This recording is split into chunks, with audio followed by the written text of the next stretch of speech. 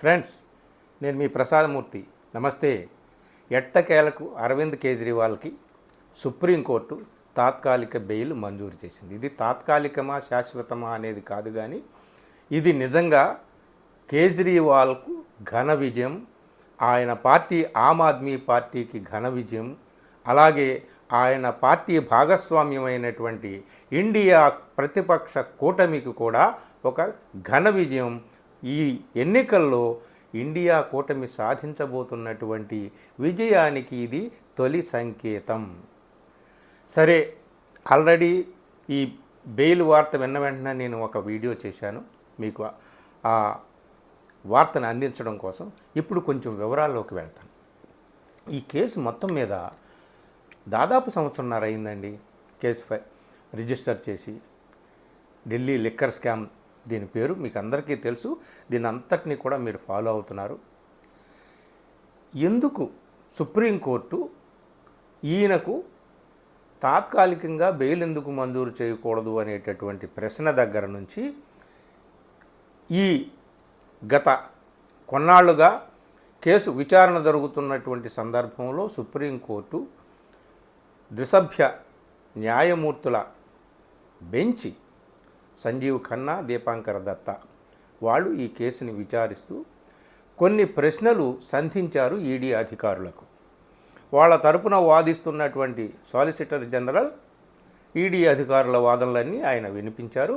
అలాగే కేజ్రీవాల్ తరపున ప్రముఖ అడ్వకేట్ అభిషేక్ మను సింఘ్వి కేజ్రీవాల్ వాదన వినిపించారు. ఈ సందర్భంగా అనేకమైనటువంటి విచిత్రమైనటువంటి వాదనలు విన్నాము. కొన్ని సంఘటనలు జరిగాయి. ఇలా కేజ్రీవాల్ని మార్చి 21వ తేదీన అరెస్ట్ చేశారు. తర్వాత వెంటనే సంజయ్ సింగ్, ఆమ్ ఆద్మీ పార్టీ ఎంపీ, ఇదే కేసులో అరెస్ట్ అయి ఉన్నటువంటి ఎంపీని బెయిల్ మీద విడుదల చేశారు. ఇవన్నీ ఒక ఎత్తు కానీ మిత్రులారా, ఈ కేసులో డైరెక్ట్గా మనకి లేదా సుప్రీంకోర్టుకి ఈడీ అధికారులు ఇవ్వాల్సినటువంటి సమాధానాలు, చెప్పాల్సినటువంటి జవాబులు కొన్ని ఉన్నాయి. అవి అలాగా ఇంకా మిగిలే ఉన్నాయి. ఏమిటి ఆ జవాబులు అంటే, ఈ కేసులో డైరెక్ట్గా మనీ ట్రయల్ జరిగిందా? ముందు 100 కోట్లు, ఈ మధ్యన ఏదో 1100 కోట్లు అని అంటున్నారు. 100 కోట్లు లంచం ఆమ్ ఆద్మీ పార్టీకి ముట్టింది. ఆమ్ ఆద్మీ పార్టీ ఆ 100 కోట్లని తీసుకెళ్ళి గోవా ఎన్నికల్లో ఖర్చు పెట్టింది అనేది కదా వాళ్ళ వాదన. సరే, ఆ ఆమ్ ఆద్మీ పార్టీకి 100 కోట్లు లంచం ముడితే ఆ మనీ ట్రయల్ చూపించాలి. ఎవరి ద్వారా ఎవరికి ఇచ్చారు, ఏ రూపంలో ఇచ్చారు అనేటటువంటిది సాక్ష్యాధారాలతో సహా చూపించాలి. సాక్ష్యాధారాలు మా దగ్గర ఉన్నాయని వాళ్ళు చెబుతున్నారు, కానీ ఇంతవరకు ఆ మనీ ట్రయల్ సాక్ష్యాధారాలు ఏమీ చూపించలేదు. వాళ్ళు చెబుతున్నటువంటి ఆధారాలు మెయిన్గా ఏమిటయా అంటే, అప్రూవర్స్గా మారినటువంటి వాళ్ళు చెప్పినటువంటి మాటలనే బేస్గా చేసుకొని అరెస్ట్ చేశారు. అరెస్ట్ చేసిన తర్వాత వాళ్ళు ఆ అప్రూవర్స్గా మారినటువంటి ముఖ్యమైనటువంటి ఆ శరత్ చంద్రారెడ్డి, ఆ pharma company Aurobindo pharma company director Sharath Chandra Reddy అనేక సార్లు అసలు నేను కేజ్రీవాల్ని కలవలేదని, అలాగే కేజ్రీవాల్ పేరు చెప్పమని నా మీద ఒత్తిడి తీసుకొస్తున్నారని చెప్పినటువంటి సందర్భాలు కూడా ఉన్నాయి. మరి ఆ తర్వాత ఆయనకి అధికారుల ద్వారా పాలకులకి ఏ విధమైనటువంటి ఒప్పందాలు, ఒడంబడికలు జరిగాయో తెలియదు, కానీ ఆయనకి బెయిల్ వచ్చింది. ఆ బెయిల్ రావడానికి ముందు నడువు నొప్పి వచ్చింది. నడువు నొప్పికి వెంటనే బెయిల్ వచ్చేసింది. ఆయన అప్రూవర్గా మారిపోయారు. 100 కోట్ల రూపాయలు అరవింద్ కేజ్రీవాల్కి లంచం ఇచ్చినట్టుగా ఆయన అన్నాడనమాట. ఇది ఎంతవరకు ఆ న్యాయస్థానంలో ఇది ఎంతవరకు నిలబడుతుంది అనేటటువంటిది తర్వాత వాదోపవాదనలు జరుగుతాయి.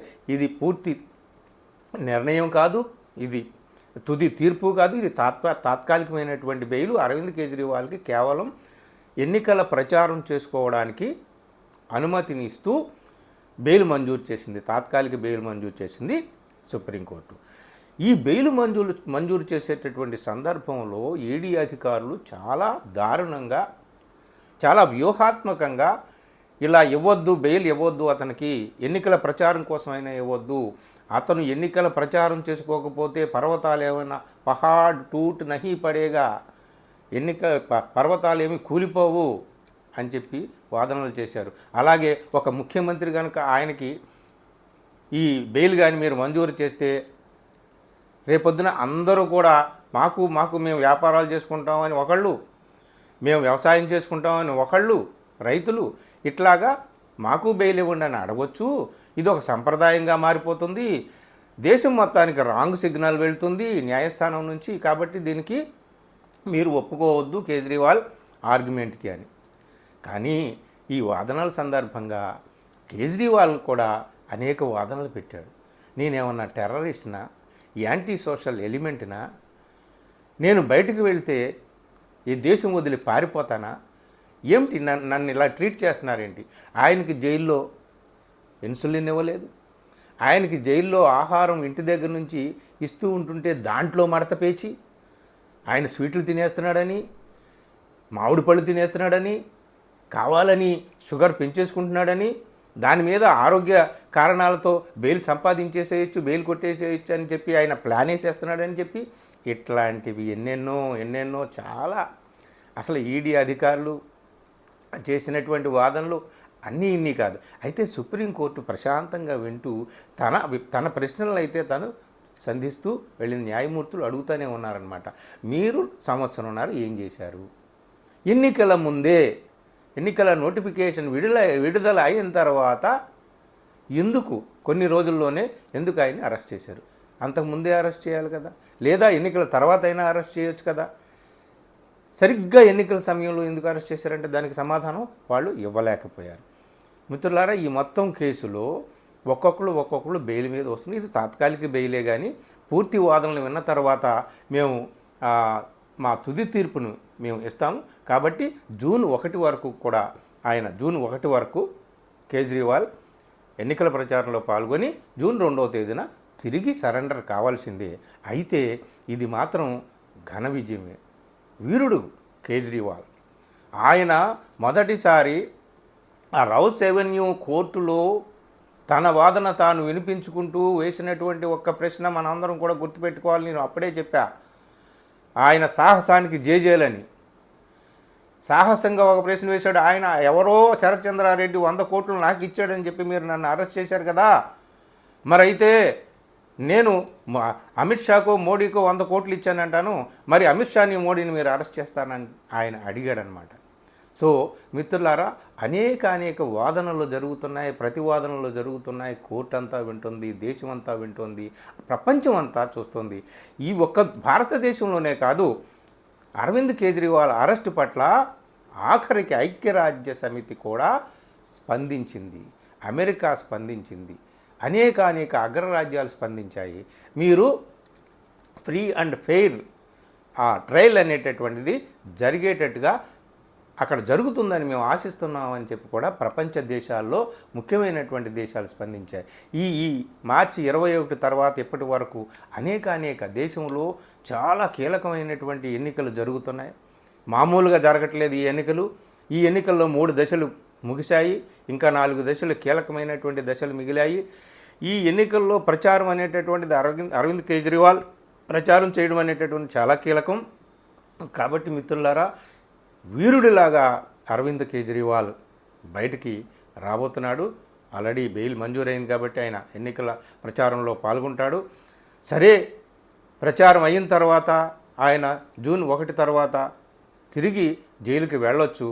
కానీ తప్పనిసరిగా ఎన్నికల ఫలితాలు ఎలా ఉంటాయో మనం ఇప్పుడు ఊహించలేం. కానీ ఆయన వీరుడు ఎప్పుడూ కూడా విజయగర్వంతోనే ముందుకు వస్తాడు.